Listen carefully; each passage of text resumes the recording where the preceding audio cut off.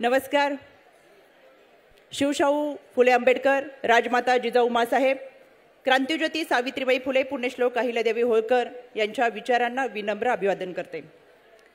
ज्यांच्या प्रेमापोटी, ज्यांना ऐकण्यासाठी, ज्यांनी घेतलेल्या निर्णयाचं समर्थन करण्यासाठी आम्ही तुमच्यासोबत आहोत हे सांगण्यासाठी माहेरवाशीण म्हणून एका दादाच्या पाठीशी आपण सगळेजण उभे राहात. ज्यांच्यासाठी या ठिकाणी उपस्थित राहिला ते राज्याचे उपमुख्यमंत्री, आपल्या सर्वांचे लाडके दादा, मी आपलं मनापासून स्वागत करते.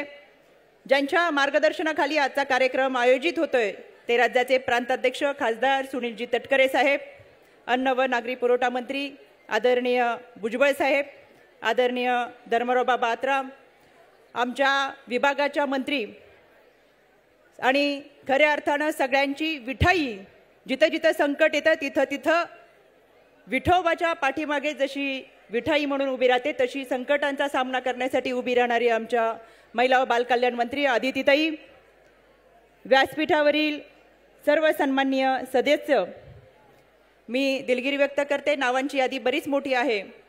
माझ्या सर्व जिल्हाध्यक्ष, तालुका अध्यक्ष, शहर अध्यक्ष, प्रभाग अध्यक्ष, प्रदेश कार्यकारिणीचे सदस्य, निरीक्षक आणि मोठ्या संख्येने या ठिकाणी उपस्थित असलेल्या पदाधिकारी, राज्याची महिला अध्यक्ष या नात्याने मी आपल्या सगळ्यांचं मनापासून स्वागत करते. आजच्या या कार्यक्रमाला आपले राष्ट्रीय कार्याध्यक्ष प्रफुल्लभाई पटेल उपस्थित राहू शकले नाहीत, पण त्यांनी फोनद्वारे या कार्यक्रमासाठी शुभेच्छा कळवलेल्या आहेत. त्यांनाही मी मनापासून धन्यवाद देते. जिंदगी आसान नहीं होती, जिंदगी आसान नहीं होती, आसान करनी पड़ती है, कुछ अंदाज करके, कुछ नजरअंदाज करके.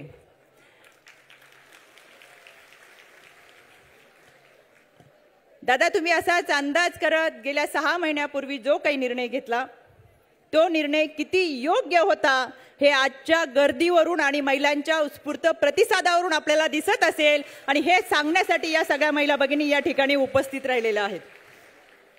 या गेल्या 15 दिवसापूर्वी ज्यावेळेस आपण आम्हाला वेळ दिली त्यानंतर आम्ही या कार्यक्रमाची तयारी सुरू केली. हा हॉल बुक करत असताना सुरुवातीला असं वाटलं केवळ एकाच जिल्ह्याच्या महिला या ठिकाणी आणायच्या नव्हत्या किंवा फक्त मुंबई विभाग असेल किंवा जवळच्या असेल असंही नाही, तर प्रत्येक जिल्ह्याची, प्रत्येक तालुक्याची, वाड्या वस्त्याची, पाड्यावरची महिला भगिनी या ठिकाणी आली पाहिजे, जी आदरणीय दादांचं नेतृत्व मानते, दादांची पदाधिकारी म्हणून काम करते. चांद्यापासून बांद्यापर्यंत, नाशिकपासून नागपूरपर्यंत प्रत्येक भागातली महिला या ठिकाणी उपस्थित राहिली आहे. काही महिलांनी दादा 2 दिवसाचा प्रवास केलाय, काही महिला काल मुक्कामी येऊन थांबलेत, कोणी ट्रेनने आले, बसने आले, स्वतःचं वाहन असेल, जसं शक्य होईल तसं या ठिकाणी महिला भगिनी येऊन उपस्थित राहिलेले.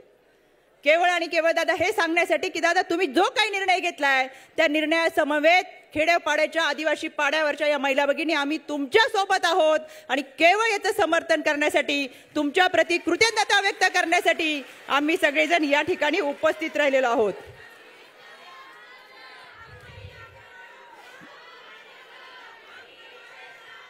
यामध्ये दादा हॉलची कॅपॅसिटी 3,500-4,000 हजाराची असेल. आपण पाहता की हे हॉल तुडुंब भरून बाहेर इतक्याच महिला त्यांची बसण्याची व्यवस्था केलेली आहे. अनेक महिलांना आम्हाला सांगावं लागलं की या कार्यक्रमासाठी आपण येऊ नका, काही बसेस आम्हाला रद्द कराव्या लागल्या. त्यांची खरंच मी माफी मागते, कारण की इतक्या मोठ्या प्रमाणात महिलांचा ओघ होता, इतका उत्साह होता की आम्ही दादांसाठी मुंबईपर्यंत येऊन दादांच्या निर्णयाचं समर्थन करतोय, एक भाऊराय म्हणून त्यांना पाठिंबा देतोय. पण दुर्दैवानं या सगळ्यांना मला थांबवावं लागलं. आज ते सगळेजण लाईव्ह पाहत असतील. मी दिलगिरी व्यक्त करते. 6 महिन्यामध्ये दादा आपली महिला संघटना इतक्या मोठ्या प्रमाणात उभी राहिली, त्याच्यामुळे मला आजच्या या महिला मेळाव्यामधून खात्री वाटते की पुढच्या 6 महिन्यामध्ये म्हणजे विधानसभेच्या निवडणुकीपूर्वी जर आपण 6 महिन्यामध्ये षण्मुखानंद हॉलमध्ये मेळावा घेऊ शकत असो तर विधानसभेच्या निवडणुकीपूर्वी आपण वानखेडे स्टेडियमवरती मेळावा घेऊ. या इतक्या मोठ्या प्रमाणातली ही संघटना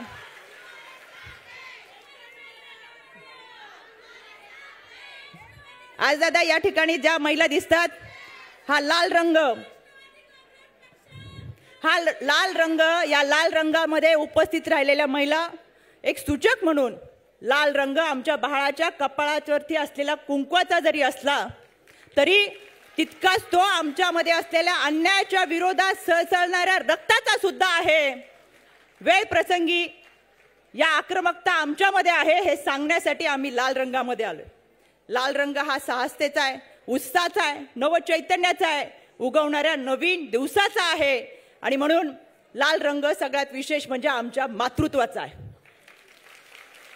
आमच्या सृजनतेचा आहे. ही सृष्टी निर्माण करणारं मातृत्व आमच्या गर्भामधून वाढतं, त्याचा रंग लाल आहे. आणि म्हणून दादा आपण जो निर्णय घेतलाय त्या निर्णयासमवेत आमची ही मातृशक्ती तुमच्या सोबत उभी आहे आणि हे सांगण्यासाठी आम्ही इथपर्यंत आलेलो आहोत.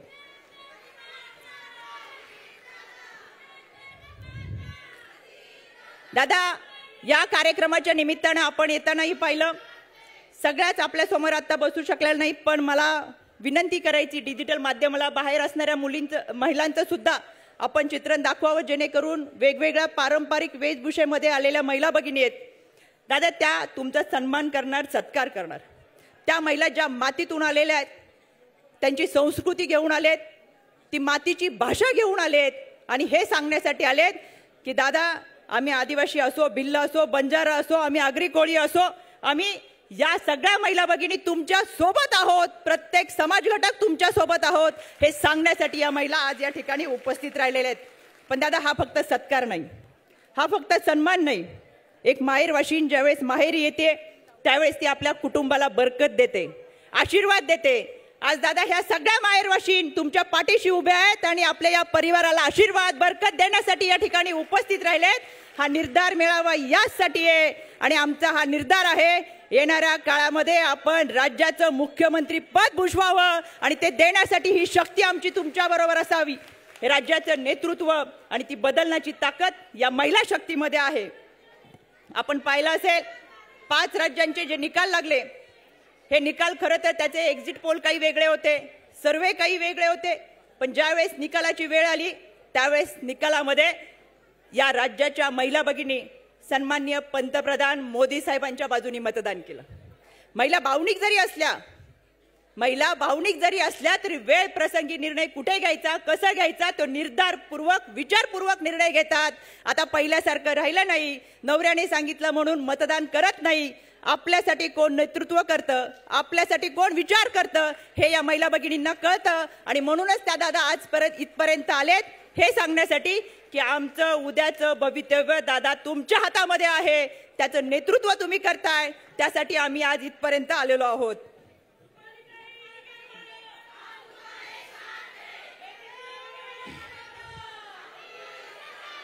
दादा आपण माझ्या नागपूरच्या कार्यक्रमामध्ये आपण आला होतात.